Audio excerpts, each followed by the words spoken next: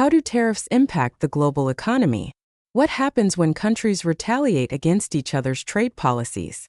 Recently, Canada's announcement of harsh tariffs on Chinese imports, particularly electric vehicles (EVs), has set off a wave of tension in global trade. This move, alongside the imposition of tariffs on steel and aluminum, has not only affected Canadian relations with China, but could also have widespread implications for economies around the world. Let's dive deeper into this complex situation and explore how it might reshape the global market and the economies of both Canada and China. On August 26, 2024, Canada made headlines with a bold decision to impose a 100% tariff on electric vehicles, EVs, imported from China. This move, while shocking to many, reflects a growing desire by Canada to protect its own emerging EV industry. The Canadian Prime Minister justified the tariffs by accusing Chinese manufacturers of unfair trade practices, specifically dumping cheap, subsidized vehicles onto international markets. As the global auto industry continues to shift toward electric vehicles in response to climate change, Canada's strategy is to shield its own burgeoning EV industry from this external competition. The tariff targets a wide range of vehicles, from those produced by global giants like Tesla in Shanghai to Chinese brands like BYD. Alongside the EV tariffs, Canada also introduced a 25% tariff on Chinese steel and aluminum products. The rationale behind these tariffs is to curb the overproduction of steel in China, which has been distorting global prices for years. Canada's decision has been compared to past tariff actions taken by the United States under former President Donald Trump, where similar tariffs were imposed on steel and aluminum imports. This move marks a stark shift for Canada, traditionally known for its moderate stance in global trade relations. Now, Ottawa appears ready to take a more aggressive approach in trade disputes, especially when it feels that foreign trade practices threaten its domestic industries. China, as expected, did not take these new tariffs lightly. Within days, Beijing retaliated by announcing plans to impose a 15% tariff on agricultural products imported from Canada. The Chinese Ministry of Commerce referred to the tariffs as a response to what it termed unjust trade measures by Canada. The timing of this retaliation coincided with growing concerns in China about its competitive position in the global EV market. China's electric vehicle sector, already the largest in the world, has made substantial strides in reducing the cost of EVs, partly due to government subsidies and mass production strategies. However, the imposition of tariffs by Canada highlights growing unease over China's increasing influence in global green technologies, particularly in sectors like electric vehicles, batteries, and solar energy. Canada, in turn, responded with additional measures aimed at softening the blow to its own industries. In October 2024, the Canadian government introduced a special exemption process that allows selected companies in critical sectors to apply for exemptions from the new tariffs. This measure aims to strike a balance between protecting domestic industries and maintaining relationships with key trading partners. However, this exemption process raises several questions about its long-term effectiveness. Will these exemptions be enough to satisfy Canadian businesses, or will they complicate the tariff structure even further? One of the most significant impacts of these new tariffs will likely be on the agricultural sector in Canada. In 2024, Canada's agricultural exports to China totaled approximately $7 billion.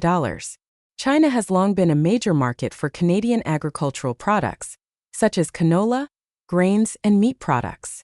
Now, with the introduction of tariffs on these goods, Canadian farmers and producers may find themselves in a tough spot. If the Chinese market becomes less accessible due to tariffs or stricter food safety inspections, Canadian exporters may lose their competitive edge in this important market. But the implications extend beyond just agriculture.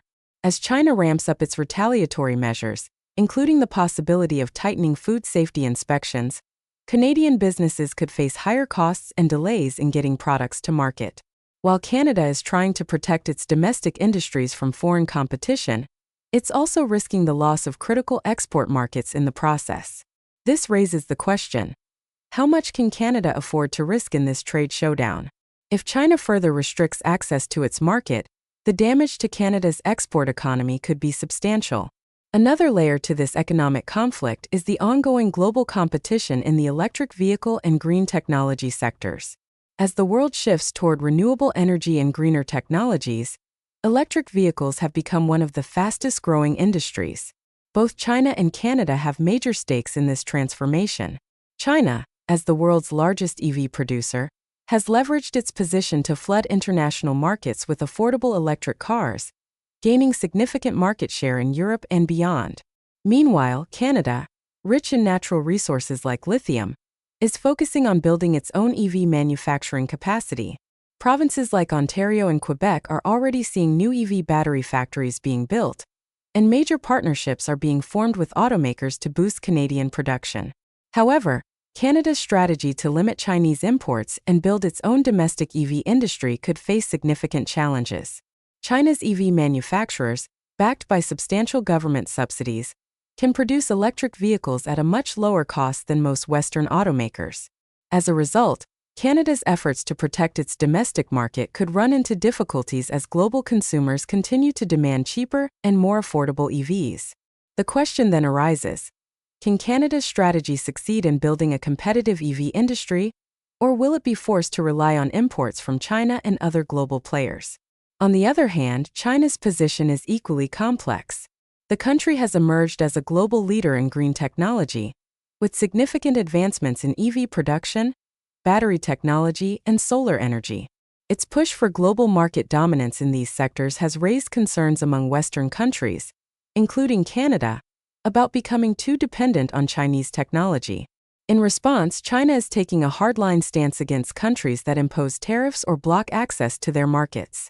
By imposing retaliatory tariffs on Canadian agricultural products, China is showing its determination to protect its own economic interests and market share in the global green technology race.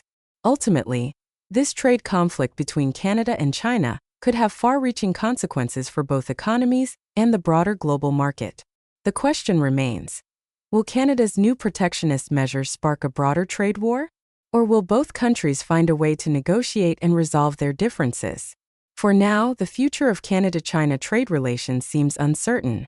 What is clear, however, is that the balance of power in global trade is shifting, and both countries are recalibrating their strategies in response to this new economic reality.